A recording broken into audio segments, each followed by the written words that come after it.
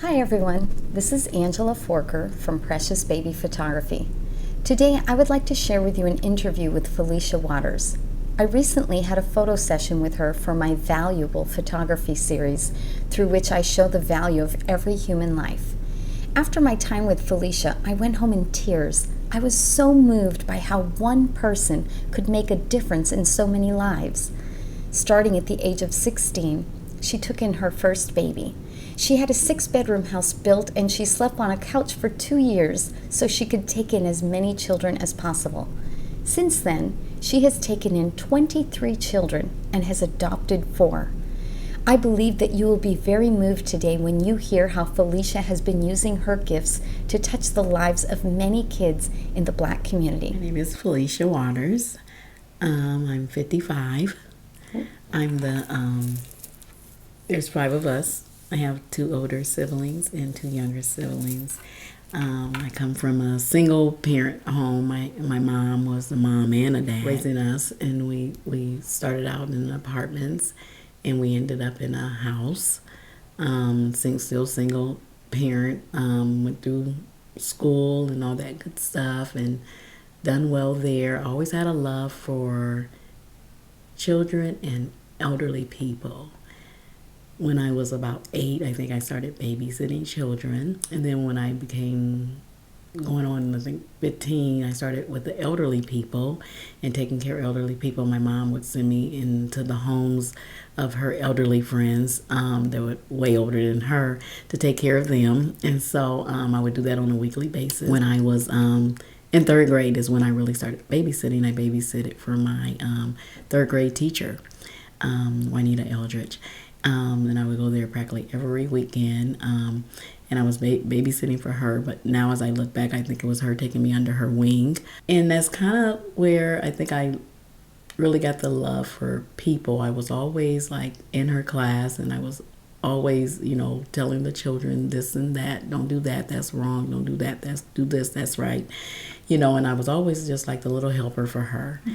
And I could remember going to her home the very first time I went to her home, and she said, "Don't tell any children that you came to my home.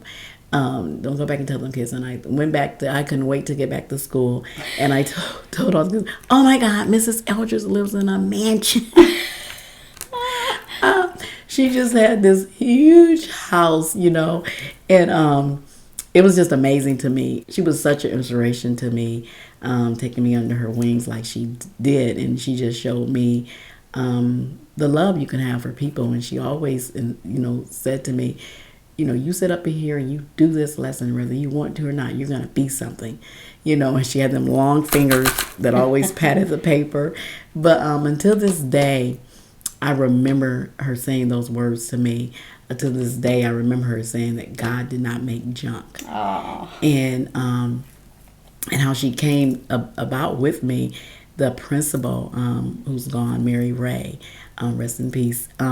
She had given her 3 tickets, and so she then had a son, and she told her, "I want you to take your son and your best student to the theater tonight," or whatever. And she's like, "Okay." And so she took me and her son. Oh. And so a few days later, that next week, that principal found out that I went, and she said, "Why would you take Felicia Waters with you?" So she called herself taking, instead of the best, the worst student. Wow. And so, yeah. And so, and it was just unique how that relationship just grew. And in fact, I never lost contact with her. Oh. I stayed in contact even in the adult life. And matter of fact, she left December the 1st of last year. Oh. And I was still in contact with her. I was going to Florida to visit her like beautiful. 3 times a year. Really? And she got sick, and I was even going more than that and all of that. Help her husband and all of that. And I still talk with him even to this day. The love that she showed me, I always remember when I'm dealing with children that, God didn't make junk, and they might be, misbehaving. They might have a lot of challenges and all that. But somehow God has given me a gift of patience with these children. So going on through life, and so I got my first child at age 16. I had my nephew.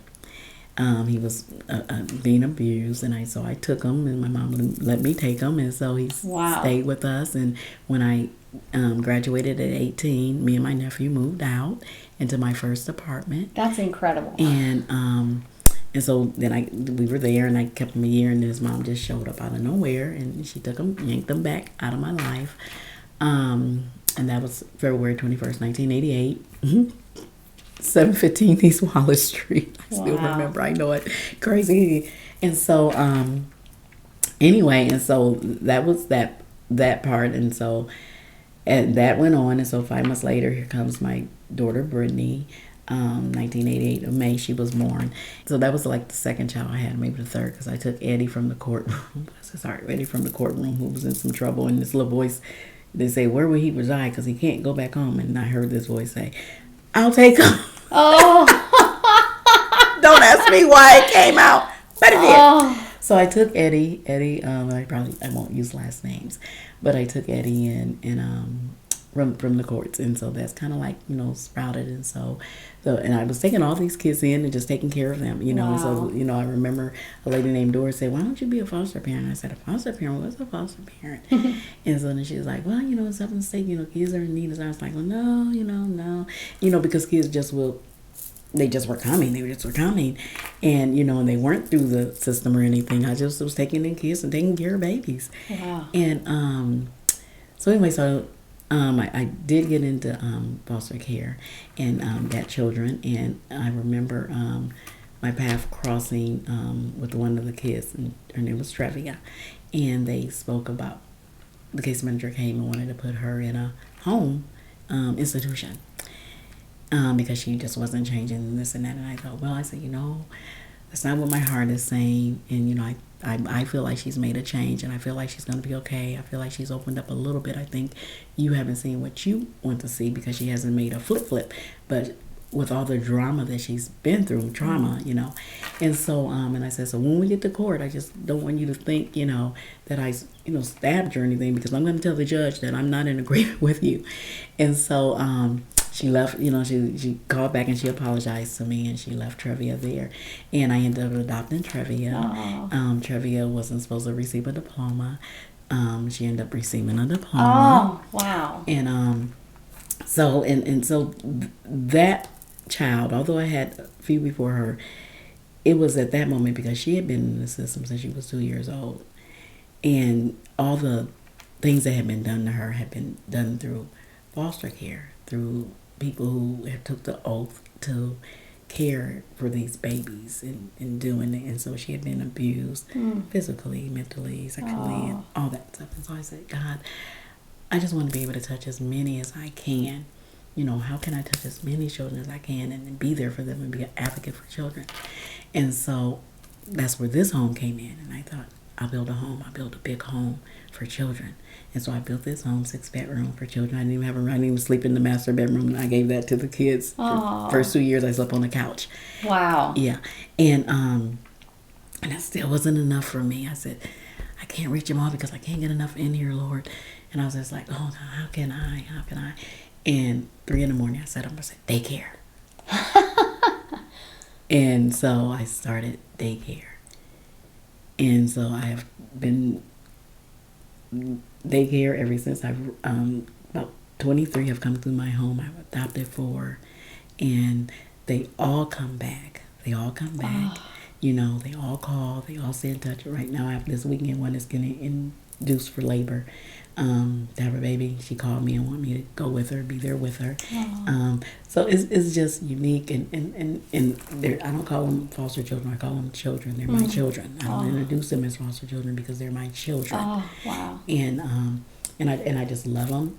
I love them.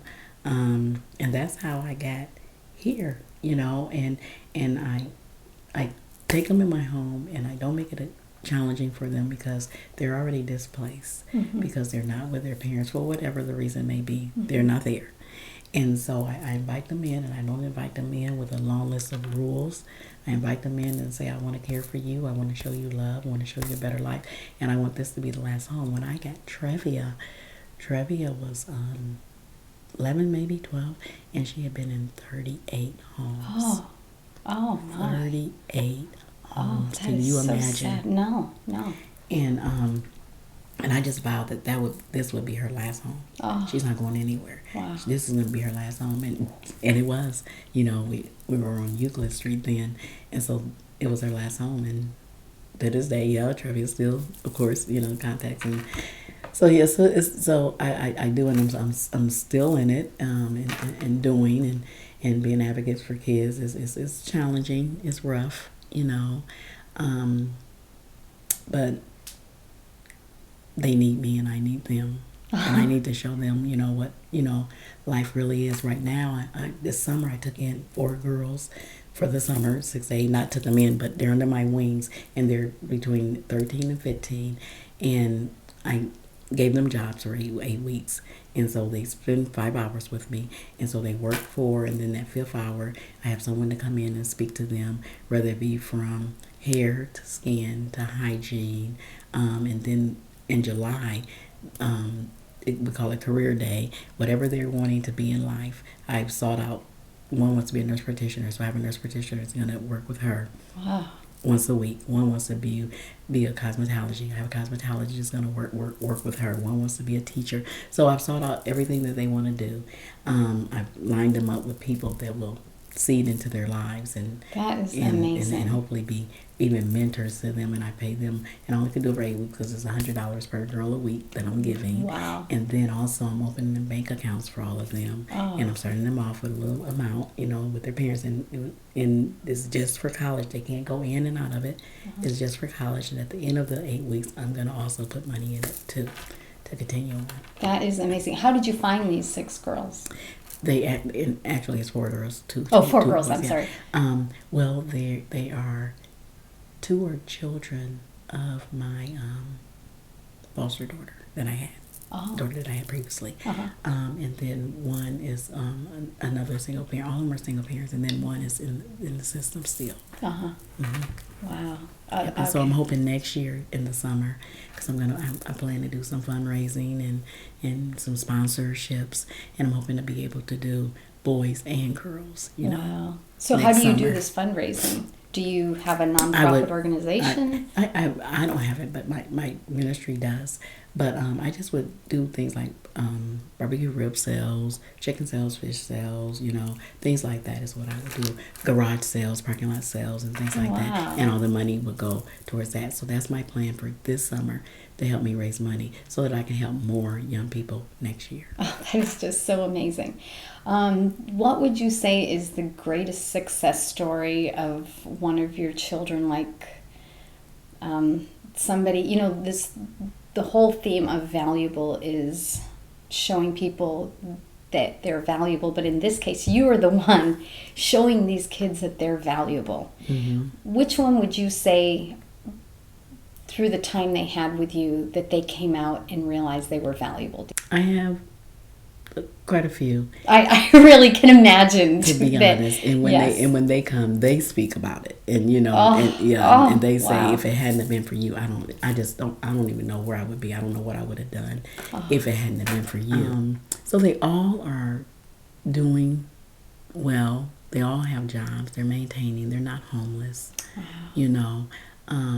I knew that a couple of them were going to be challenging in the social world, so I didn't allow them to just force them out into apartments. I made them wait, and get apartments that go by the income, because I knew they would have the challenge even after they left home. And so, but I would just have to say all are, for the most part, doing well. Wow, that is so incredible. Like, I'm just so blown away and very touched by your story. If there is somebody who's going to be reading your story and they're struggling with self-worth, they're struggling with feeling that they're valuable, what would you say to them? God doesn't make junk. And if you're breathing, you're not junk. Wow. And you can do it. Just get up every day and look in that mirror and say, who can? I can. That is so beautiful. Thank you. Thank you.